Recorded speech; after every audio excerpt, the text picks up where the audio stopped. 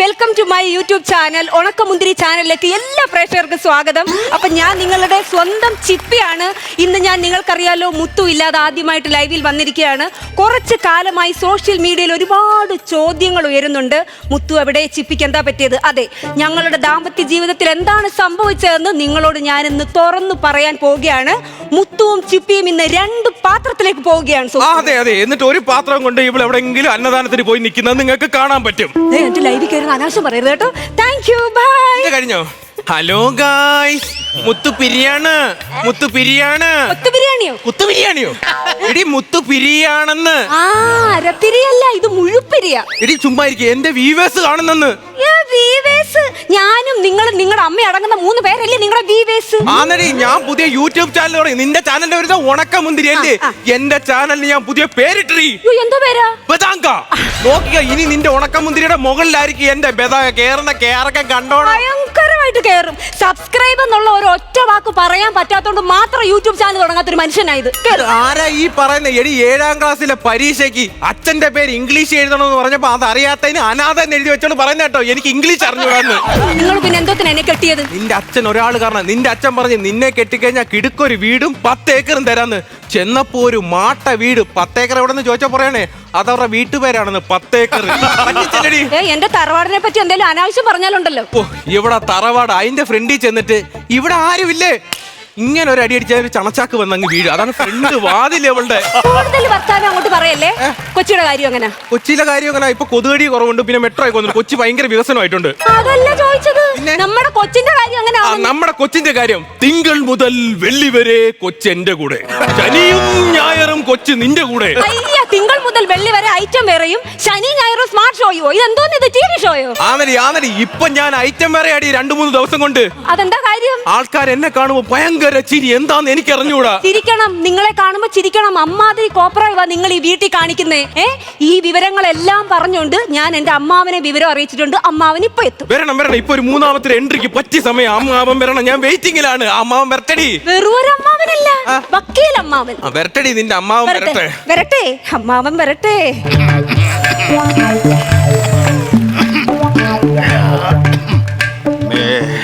ആരാ? ഞാനാ. ഈ ലക്കത്തെ ആന വന്ന് വായിച്ചിട്ടാ മൂലക്കെങ്ങാനും. അയ്യോ, ഞാനെന്ന്. ഇവിടെ ഭഗീരഥ മാമൻ എന്താണെന്ന് അറിഞ്ഞൂടെ? ഭഗീരഥ മാമൻ അറിഞ്ഞൂടെ? നനഞ്ഞു കഴിഞ്ഞ ഭഗീരഥ മാമൻ ചോദിക്കും.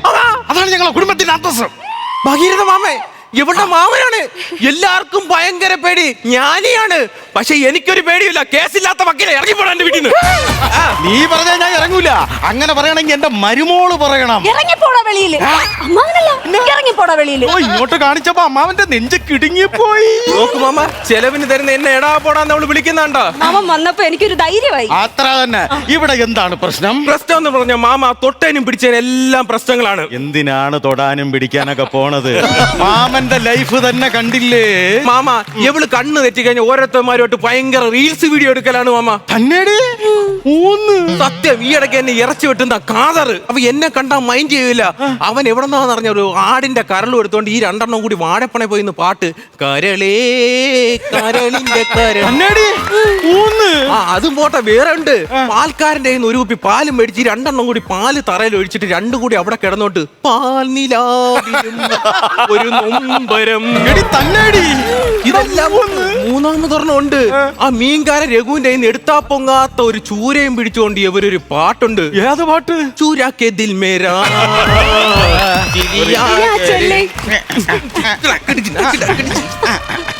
ഈ മുതുകണ്ട കടന്ന് കാണിക്കുന്നുണ്ടോ? ഡേ കാര്യം പറയെന്താ മാമ? നോക്ക്, ഇവളീ കണ്ടോമാർ കൂടെ എല്ലാം റീൽസ് എടുക്കുന്നത്. എന്റെ കൂടെ ഒരു വീഡിയോ ഒക്കെ ചെയ്തൂടെ? ഒരു റീൽസ് ചെറുക്കൻ്റെ കൂടെ ചെയ്തൂടെ കൊച്ചേ? നിനക്ക് ടൈമിംഗ് ഇല്ല മാമ.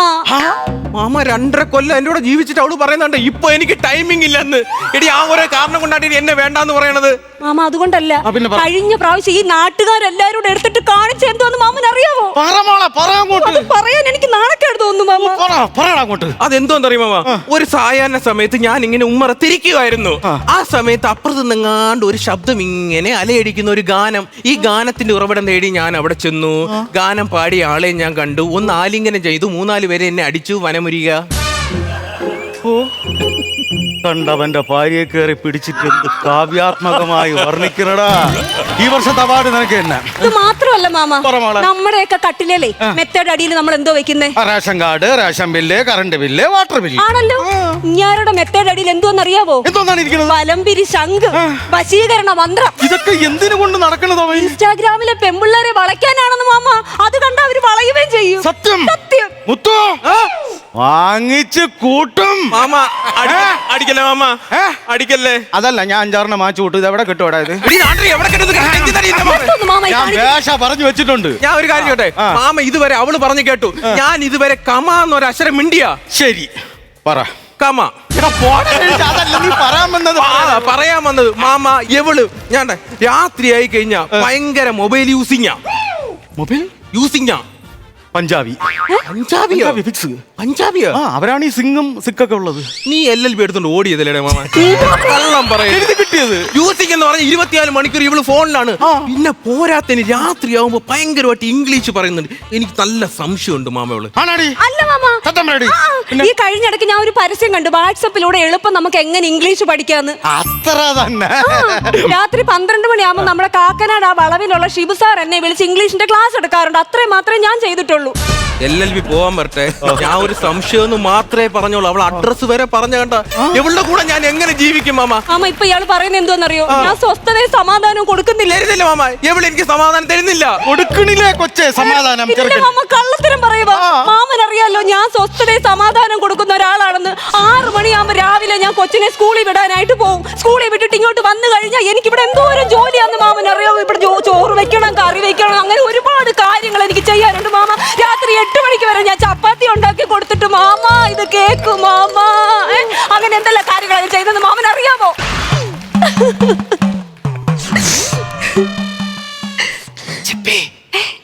എങ്ങനെ ജീവിക്കണം?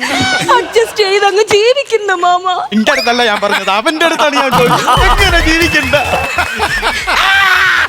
കണ്ടോ കിടന്ന് അനുഭവിക്കുന്ന കണ്ടോ? മരുമയുടെ സ്വഭാവം കണ്ടോ? ഞാനിവിടെ ജീവിക്കണോ? മാമൻ കാരണവനല്ലേ സ്ത്രീധനത്തിന്റെ കാര്യം ഒരു തീരുമാനം ഉണ്ടാക്കി തരാം. സ്ത്രീധനത്തിന്റെ കാര്യത്തിൽ മാമ എന്റെ മീഡിയേറ്റർ ആയിട്ട് നിന്നെങ്കിലും ഇവളെ അച്ഛനകത്ത് ചാരുകസേരയിൽ ഇരിപ്പുണ്ട്. പുള്ളിക്കാരടുത്ത് ഇതൊന്നും ചോദിച്ചു. അയാളെ ഞാൻ കണ്ട കാലം മുതൽ അയാൾ ആ ചാരുകസേരല. ഇടയ്ക്കിടയ്ക്ക് ബീഡി പോകുമ്പോഴാണ് അവിടെ ഒരാളുണ്ടെന്ന് പോലും അറിയുന്നത്. അവിടെ പോയ ഒരു കുന്തവും നടക്കൂല. അന്തസ്സായിട്ട് 50 സെന്റ് തറ നിനക്ക് എഴുതി തന്നില്ലടാ. അവിടെ ചെന്ന് എന്തെങ്കിലും ജോലി ചെയ്ത് ജീവിക്കടാ. പടാ 50 ഏക്കറും പാറ, അവിടെ എന്തോന്ന് കൃഷി ഞാൻ ചെയ്യും. പാറ കൃഷി ചെയ്തൂടെ? നോക്കടാ, കുടുംബത്തോടെ തേപ്പ് പാറ കൃഷി ചെയ്യുന്നോ മാമ? എനിക്ക് ഈ സങ്കടം തോന്നുമ്പോ ഇടയ്ക്കിടയ്ക്ക് ഉണ്ടല്ലേ ഞാൻ ആ പാറയിൽ പോയി കുത്തിയിരിക്കും. വീട്ടിൽ കക്കൂസില്ലേ? കക്കൂസില്ലേന്നോ? സങ്കടം കൊണ്ട് കുത്തിയിരിക്കുന്നു. അയ്യോ, ഞാൻ അവിടെ പോയി കരയാകുമ്പോ വിളിച്ചിരിക്കും. എങ്ങനെ ചിരിക്കാതിരിക്കും മാമ? എന്തൊക്കെ കോപ്രായങ്ങൾ ഈ വീട്ടിൽ കാണിച്ചു കൂട്ടുന്നെന്ന് അറിയാവോ? എന്തൊക്കെ പ്രശ്നങ്ങളാ ഞങ്ങൾ തമ്മിൽ നടക്കുന്നെന്ന് മാമൻ അറിയാവോ? ഇവിടെ എന്ത് പ്രശ്നമാണ് നടക്കുന്നത്? പറ.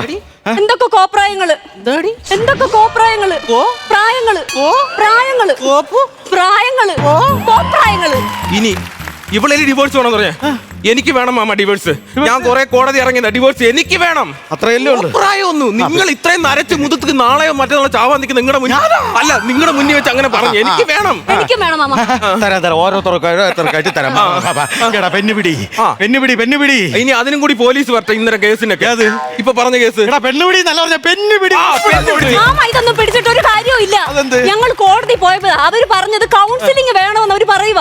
പോലീസ് സ്റ്റേഷനിൽ പോയി. അപ്പൊ ഒരു കാര്യം ചെയ്യാം, മാമന്റെ കയ്യിൽ ചെറിയൊരു സൊല്യൂഷൻ ഒക്കെ ഉണ്ട്. ഞങ്ങൾക്ക് രണ്ടായേ പറ്റൂ. 2 പാത്രത്തിലാവണം. പൊറോട്ട ബീഫ് 2 പാത്രത്തിൽ എടുത്തു തരാം. അതല്ല എവളെ എനിക്ക് വേണ്ട. അങ്ങനെയാണെങ്കിലും മാമന്റെ കയ്യിൽ ഒരു സൊല്യൂഷൻ ഉണ്ട്. പറ മാമ. അതായത് കോടതിയിലൊന്നും പോയിട്ട് യാതൊരു കാര്യവുമില്ല.